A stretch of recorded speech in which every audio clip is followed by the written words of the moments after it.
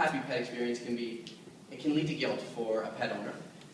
Whether it's, they feel guilty that they maybe don't have the finances to provide the best care, or if they're not home enough to spend time with their pet. It leads to guilt, which leads to them, no longer wanting to get another pet.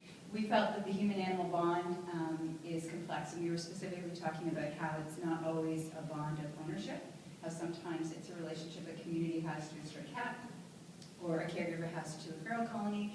Can't always express that as ownership. Is the owner as loyal to their pet as their pet is to the owner? Educated and informed customer or pet person or pet parent is a loyal customer. So if you give them the education, the information, and you have a good product, which sometimes is hard for us to discuss pets as products, but they are. A lot of misconceptions out there about happy, healthy animals. Some people still believe that spaying and neutering isn't good for animals, that it causes them suffering and grief, and maybe only male cats should be neutered and females should not be spayed. There's a lot of misconceptions.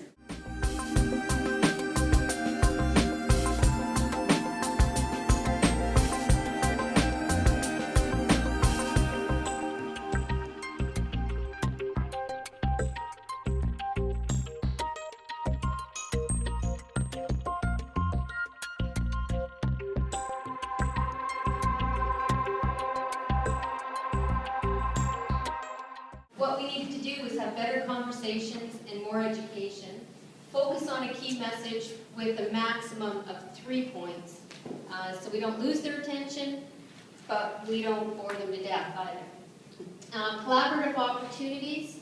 We need to come together more often, such as this type of setup, but we also need to do it locally, regionally, and maybe even nationally, and include more parties at the table. Where collaborative opportunities exist to make this happen. We think they're only happening on a small scale in many places, and Catherine, of course, are the most familiar with PEI.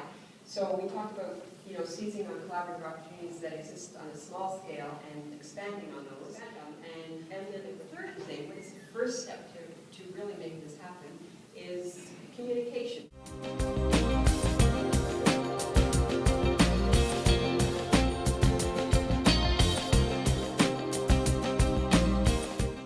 We need to teach each other within our own companies and in our own sector. The way to get through to clients and pet owners is not to judge them for what they do and don't do, but to celebrate the pet experience and help them make it better. How we do that is really through individual efforts, sector efforts, and then promoting that at a bigger level through resources like our urban animal group. We're fighting that and breaking those we need barriers down.